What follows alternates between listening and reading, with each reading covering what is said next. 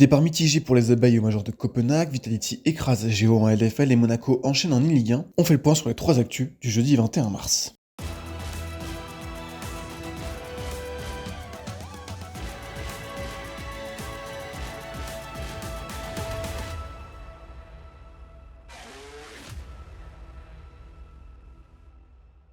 Ce jeudi, c'était les grands débuts de Vitality au premier major de l'RCS2 à Copenhague. Tenante du titre un peu moins d'1 an après son sacre parisien, les abeilles figurent forcément parmi les épouvantails de la compétition. Pour autant, Vitality a manqué son départ en s'inclinant au premier tour de la ronde suisse contre les Eternal Fire du franco-turc Major.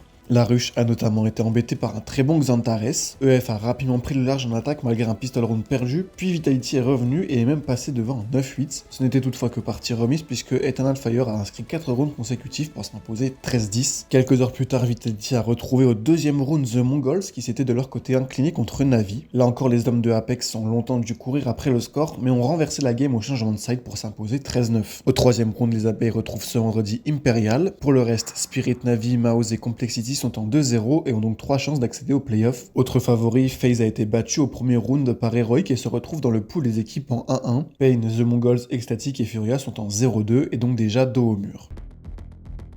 En LFL maintenant, il n'y a pas eu match entre Vitality B et Géo. Les abeilles se sont largement imposées contre la Red Star au premier tour des playoffs sur le score de 3-0. Difficile d'identifier un véritable MVP côté Vital tant la domination a été collective et globale. Sur le plan personnel, on retiendra quand même de sacrés outplays du Gragas de Naknako en game 1 et un self-made à la hauteur de sa réputation sur les signes dans cette même partie. Difficulté de Naknako.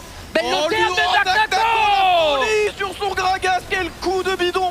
Et derrière, tout le monde se déchaîne pour les Vita avec le passif de Lissandra qui fait le taf. Mais attention à Jésus qui envoie de bonnes balles dans ce fight. Il donne Touyopa qui va peut-être un peu loin sous tourelle. Jésus qui essaye de turn, mais non. Qui survivra. Chez Géo, en revanche, Lot a surnagé, mais le reste de l'équipe a totalement pris l'eau, à commencer par Sixten et Prime. Le midlaner n'a pris qu'un seul kill en 3 games de Harry en se faisant totalement contrôler par le counterpick Lissandra de Chayek lors des 2 premières manches. Prime a de son côté enchaîné les morts durant tout le BO. Le support français s'était d'ailleurs fait catch dès les premières secondes de la game 1, un signal annonciateur de la suite de la rencontre. Vitality B n'aura même pas eu le temps de douter, aura simplement un peu relâché son étau lors d'une game 3 un poil plus disputée. La faute aussi à des approximations mécaniques, à l'image notamment du Pike de Stand, pas toujours irréprochable sur cette manche. Quoi qu'il en soit, Vitality envoie un vrai message et a désormais gagné ses 9 dernières parties. La gauche retrouvera Gentlemates au tour suivant et, au regard des matchs des deux équipes, partira assez largement favorite.